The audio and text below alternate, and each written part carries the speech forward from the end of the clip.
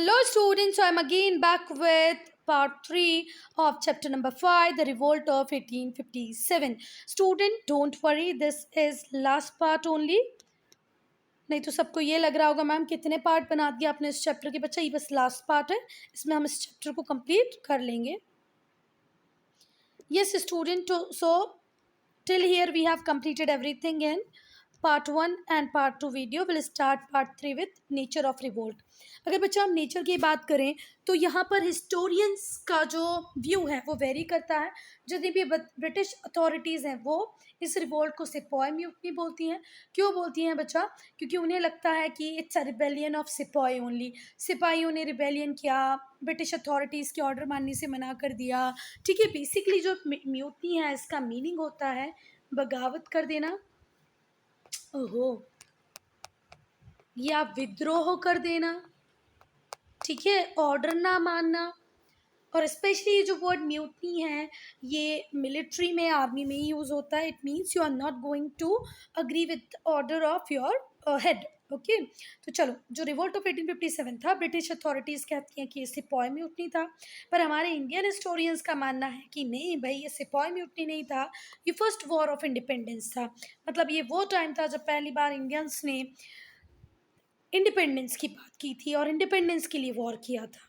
ठीक है, तो ब्रिटिश और इंडियन हिस्टोरियंस अलग अलग हैं व्यूज़ में द रिवोल्ट ऑफ 1857 को लेके। कुछ का मानना है सिपॉय म्यूटनी है और इंडियंस का मानना है कि नहीं नहीं, ये फर्स्ट वॉर ऑफ इंडिपेंडेंस है। ठीक है, अगर हम रिवोल्ट की बात करें तो बच्चा रिवोल्ट ऑब्वियसली म्यूटनी से ही स्टार्ट हुआ था, जब हमारे सोल्जर्स ने मना कर दिया था कि नहीं, हम ये जो कारतूस आपने बनाया है हम इसको यूज़ नहीं करेंगे। पर धीरे से बच्चा सून मतलब जल्दी ही, सून मतलब जल्दी ही, ये एक पॉपुलर रिवोल्ट में कन्वर्ट हो गया। हर सेक्शन मतलब हमारे सोसाइटी के हर सेक्शन ने इस वॉर में पार्ट लिया, स्पॉन्टेनियसली ज्वाइंड इट, जल्दी जल्दी सब इसको ज्वाइन करते गए, है ना। और ऐसा नहीं था कि किंग थे, ज़मींदार थे, लोकल पीपल थे, हर व्यक्ति, डिफरेंट सेक्शंस का इन्वॉल्वमेंट इसमें था। No doubt it was started by sepoys, mutiny से स्टार्ट हुआ, पर धीरे धीरे करके हमारे कॉमन पब्लिक ने भी इसको ज्वाइन किया। और इसका प्रूफ है स्टूडेंट, क्या प्रूफ है बेटा? इसका प्रूफ है कि 1 लाख जो जो डेथ्स हुई, 1.5 लाख डेथ हुई, 1.5 लाख लोग लगभग इस युद्ध में मरे, पर उसमें से जो 1 लाख थे वो तो सिविलियंस ही थे। इट मीन्स ये कॉमन वॉर बन गया था। लोग कॉमनली यूनाइटेड फील करके इसमें वॉर कर रहे थे। तो बच्चा जो टोटल 1.5 मतलब 1,50,000 लोगों की जो डेथ हुई थी, जो किल किए गए थे, उसमें 1 लाख तो सिविलियंस ही थे। It means common people also join this war. चलो, अब अगर हम लॉयल्टी की बात करें किसके टूवर्ड्स, इंडिया के टूवर्ड्स, तो अभी तक इतनी ज़्यादा डेवलप नहीं हुई थी। जब तक 1857 आया था तो हर व्यक्ति सिर्फ इंडिपेंडेंस के लिए नहीं सोच रहा था बच्चा, मदर कंट्री इंडिया के लिए नहीं सोच रहा था। सब अपने इंडिविजुअल एम्स के साथ फाइट कर रहे थे, कोई कॉमन एम नहीं था।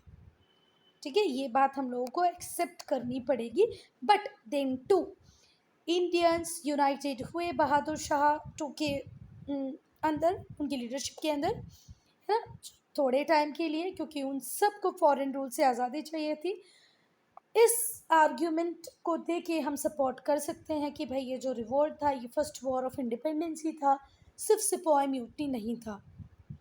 ठीक है, नो डाउट उस टाइम तक इंडिया में लॉयल्टी टुवर्ड्स इंडिया, नेशनलिज्म इतना ज़्यादा डेवलप नहीं हुआ था। Everybody is fighting with their individual aim. Jhansi की रानी झांसी के लिए लड़ रही थी, तो तात्या टोपे अपनी लड़ाई के लिए लड़ रहे थे, बेगम हजरत महल अपने लखनऊ के लिए लड़ रही थी। ठीक हुई ना बात? तो बात ये है कि कॉमन इंडिया के लिए कोई नहीं लड़ रहा था। पर हाँ, ये बात है कि जब बहादुर शाह जफ़र दिल्ली, सब ये सिपॉय जब दिल्ली पहुँचे तो बहादुर शाह टू के लीडरशिप में थोड़े टाइम के लिए सारे लोग यूनाइटेड हो गए और उन्होंने फाइट की against the foreign rule. Now revolt के results of the revolt, result क्या रहे बच्चा? The revolt mark the end of East India Company rule. 1857 में जो सिपॉय म्यूटनी हुई उसका एक एडवांटेज जो हमें मिला बच्चा, rule of East India company ended and everything was taken by British Crown. Now power is transferred from English East India Company to British Crown. East India company से power लेके किसने अपने पास रख ली बच्चा? ब्रिटिश क्राउन ने अपने पास रख ली कि भाई ईस्ट इंडिया कंपनी आप तो बिल्कुल संभाल नहीं पा रहे थे इंडिया को, इतना बड़ा रिवोल्ट आपने करा दिया, अब पूरे इंडिया को संभालेंगे हम। ठीक है, तो 1858 से ब्रिटिश क्राउन ने इंडिया को संभालने की रिस्पॉन्सिबिलिटी ली। एक कैबिनेट रैंक मिनिस्टर जिसको secretary of state for India कहा गया, उसे पॉलिटिकल अफेयर्स के लिए रिस्पॉन्सिबल बना दिया गया, उसे इंचार्ज बना दिया गया पॉलिटिकल अफेयर्स का। वो रिस्पॉन्सिबल था पार्लियामेंट के लिए। ठीक है, the governor general under the company became known as viceroy. और ये जो गवर्नर जनरल की पोजीशन थी 1858 में इसको भी ख़त्म कर दिया गया और अब आने लगे वाइसरॉय। ये जो वाइसरॉय थे वो answerable to crown through the secretary of state. और ये जो वाइसरॉय थे ये सीधे सीधे किसके लिए बच्चा? क्राउन के लिए रिस्पॉन्सिबल या आंसरेबल थे through secretary of state. Now student, if somebody asks you write down the name of last governor general and first viceroy, तो ये क्वेश्चन आपके लिए आसान है क्योंकि दोनों का ही आंसर है कैनिंग। ठीक है, बात लास्ट गवर्नर जनरल भी कैनिंग थे और फर्स्ट वाइसरॉय भी कैनिंग ही थे। ठीक है, कंपनी का रूल ख़त्म हुआ, क्राउन का रूल स्टार्ट हुआ, तो जो गवर्नर जनरल की पोजीशन थी उसी को ही क्या कहा जाने लगा बच्चा? वाइसरॉय। तो लास्ट गवर्नर जनरल कैनिंग और first viceroy again Canning. At a durbar gathering held at Allahabad. Allahabad में एक गैदरिंग हुई, कब हुई बच्चा? 1 नवंबर 1858 को। He read out the queen's proclamation, और उन्होंने की क्वीन का जो प्रोक्लेमेशन था वो पढ़ के सुनाया। अब स्टूडेंट, ये जो वर्ड है प्रोक्लेमेशन, इसका मतलब होता है घोषणा। ठीक है, और जब आप घर में कोई बात कहें तो आप ये ना बोलने लगे मैं प्रोक्लेमेशन करता हूँ, है ना, मैं ये प्रोक्लेम करता हूँ। घोषणा बेटा ये ऑफिशियल है। जब भी किसी ऑफिशियल काम को ऑफिशियली अनाउंस किया जाता है तो उसको हम बोलते हैं प्रोक्लेमेशन। तो ये जो लॉर्ड कैनिंग थे, इन्होंने क्वीन का जो प्रोक्लेमेशन था उसको रीड किया। अब बेटा कुछ लोगों ने जो लॉयल्टी शो की थी, हमारे इंडियंस ने किसके टुवर्ड्स लॉयल्टी शो की थी? ब्रिटिशर्स के टुवर्ड्स। तो उन्हें तो इनाम मिलना ही था ना, जब आदि इंडिया रिवोल्ट कर रहा था ब्रिटिशर्स से, तो कुछ लोग हमारे इंडियन प्रिंसेस उनको सपोर्ट भी कर रहे थे, तो इस बात का इनाम इंडियन प्रिंसेस को देना चाहा किसने? क्वीन ने। तो उन्होंने जो डॉक्ट्राइन ऑफ लेप्सी उसको डिसकंटिन्यू कर दिया, no more doctrine of lapse, और प्रॉमिस किया कि अब और कोई एनेक्सेशन नहीं होगा। अभी तक जितनी टेरिटरी का एनेक्सेशन हो गया that is okay, but no more annexation, कोई टेरिटरी को अब एनेक्स नहीं किया जाएगा, ये भी उस प्रोक्लेमेशन में था। It also promise non interference in Indian religious social custom. यहीं से ये बात भी आ गई कि भाई अब जो ब्रिटिश हैं, इंग्लिश हैं, वो इंडिया के रिलीजियस, धार्मिक और सोशल सामाजिक मामलों में कुछ नहीं बोलेंगे, कोई इंटरफेरेंस नहीं करेंगे। This means that the British would no longer take interest in social and religious reform. It means on 1st November 1858, Britishers will not interfere in any of the religious and social reform. कोई social reform नहीं करेंगे, कोई religious reform नहीं करेंगे, क्योंकि ये जो इतना बड़ा वॉर हुआ ये कहीं ना कहीं religious से ही तो जुड़ा हुआ था बच्चा, है ना। तो उन्होंने बोल दिया भाई अब हमको करना ही नहीं, हम इंटरफेयर ही नहीं करेंगे। और ऐसा करके वो किसको जीतना चाहते थे बच्चा?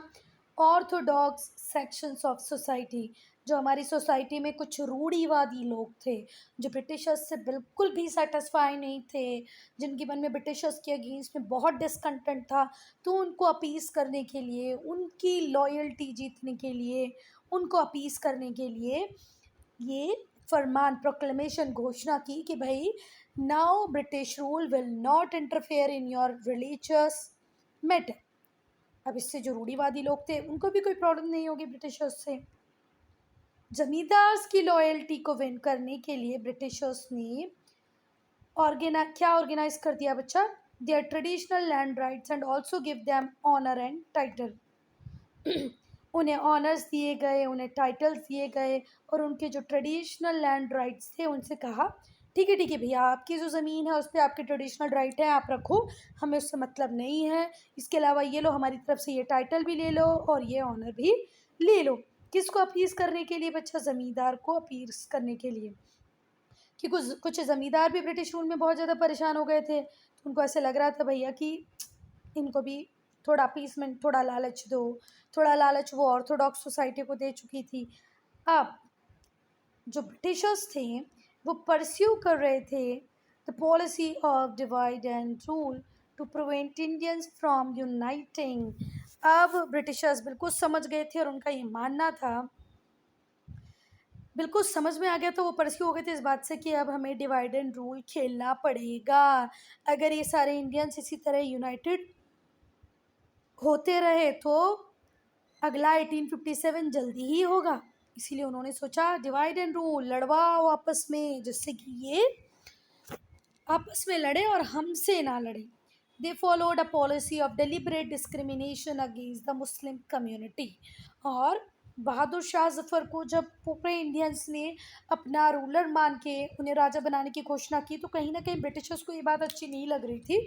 तो ब्रिटिशर्स ने अब बिल्कुल डेलिबरेट पॉलिसीज़ ऐसी बनाने की कोशिश की जिससे मुस्लिम कम्युनिटी को एलिनिएटेड फील हो, डिस्क्रिमिनेटेड फील हो। ठीक है।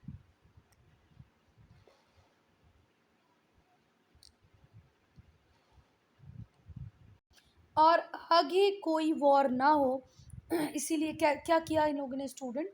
The army was reorganized so as to keep it well under British control. Army को फिर से रीऑर्गेनाइज किया गया, किस तरीके से कि आप ब्रिटिश इन पे प्रॉपर और बहुत अच्छे से कंट्रोल रख पाएँ। यूरोपियन सोल्जर्स के नंबर को वापस से बढ़ा दिया गया। ठीक है। The proportion of European soldiers to Indian soldiers was increased. Indian से ज़्यादा अभी यूरोपियन सोल्जर्स को अपनी आर्मी में रख लिए। Strategic military positions and crucial military equipment such as artillery were placed exclusively in charge of European soldiers and officer. जितनी भी आर्टिलरीज थी, क्रूशल मिलिट्री इक्विपमेंट से स्ट्रेटेजिक इंपॉर्टेंट पोजीशन थी, ये चुन चुन के सिर्फ और सिर्फ किसको दी बच्चा? यूरोपियन सोल्जर्स, यूरोपियन ऑफिसर्स को। किसी इंडियन को यहाँ इन्वॉल्व नहीं किया गया। फिर ब्रिटिश ने स्टार्ट कर दिया स्टूडेंट अवध, बिहार, मद्रास और अदर एरियाज से जहाँ पर रिवोल्ट हुआ था, थोड़े ही सोल्जर्स रिक्रूट करना।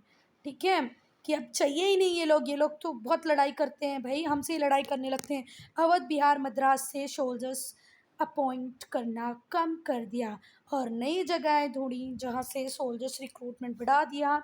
सिख, गुरखा, पठान, राजपूत, जाट। बोला अब तुम लोग लड़ लिए ना, अब हम चाहिए ही नहीं हमारी आर्मी में आप लोग। नए लोग लेके आए। किसको लेके आए? Sikh, Gurkha, Pathan, Rajput, who had remain neutral and help British during the revolt. बेटा ये वो लोग थे जो न्यूट्रल रहे, या न्यूट्रल ना रहे तो उन्होंने ब्रिटिशर्स को ही सपोर्ट किया। वो कौन थे? सिख, गुरखा, पठान, राजपूत। ठीक है। Although the revolt failed, revolt तो फेल्ड हुआ, but it mark the beginning of broader struggle against British rule. पर बच्चा हम बोल सकते हैं रिवोल्ट फेल हो गया, पर एक पहला फ़ायदा हुआ कि ईस्ट इंडिया कंपनी का रूल ख़त्म होकर क्राउन का चालू हुआ। चलो वो बहुत बुरा था, इतना अच्छा नहीं था, पर ईस्ट इंडिया कंपनी जितना भी ख़राब नहीं था। दूसरा, यहाँ से हमें एक ब्रॉडर स्ट्रगल का रे मिलता है, किरण मिलती है, आशा मिलती है। ठीक है। So student, I am ending this video here only. If you have any doubt, any problem, to write in comment section.